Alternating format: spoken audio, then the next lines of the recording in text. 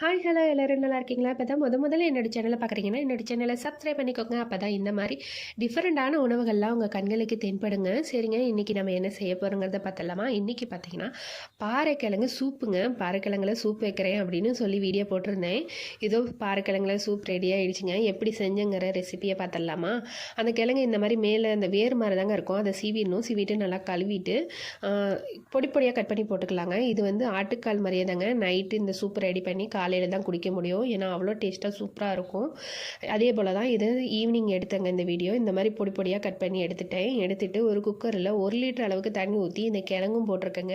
போட்டுட்டு அதோட 1 ஸ்பூன் அளவுக்கு சீரகம், அப்புறம் பார்த்தீங்கன்னா பெரிய வெங்காயம் போட்டிருக்கேன். நீங்கள் சின்ன வெங்காயம் இருந்தால் கூட போட்டுக்கோங்க. பூண்டு 10 பல் பூண்டு, கொத்தமல்லி இலை, அப்புறம் மிளகு, கொஞ்சமாக மஞ்சத்தூள், 1 ஸ்பூன் அளவுக்கு நல்லெண்ணெய் ஊற்றிருக்கேங்க.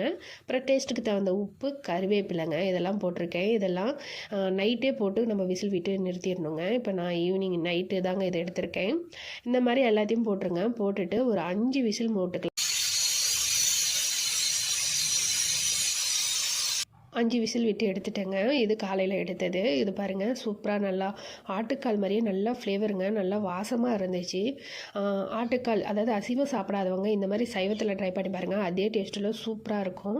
இப்போ இது பாருங்கள், 1/2 லிட்டர் தண்ணியாக ஆகிடுச்சு. 1 லிட்டர் ஊற்றினேன். இப்போ 1/2 லிட்டராக வந்துருச்சு. இப்போ இதில் கொத்தமல்லி இலையும் கொஞ்சமாக பெப்பரும் தூவிக்கலாங்க. நல்லா ஃப்ளேவர் சூப்பராக இருக்கும். கைகால் வலிக்கு, மூட்டு வலிக்கு, இதுக்கெல்லாம் ரொம்பவே நல்லதுங்க. மாதத்தில் 1 ட்ரிப்பு சாப்பிட்டா போதுங்க. டெய்லி சாப்பிட தேவையில்ல. நான் இதுதாங்க ட்ரை பண்ணேன். உண்மையாலுமே சூப்பராக இருந்துச்சு. நீங்களும் ட்ரை பண்ணி பாருங்கள். பாய்.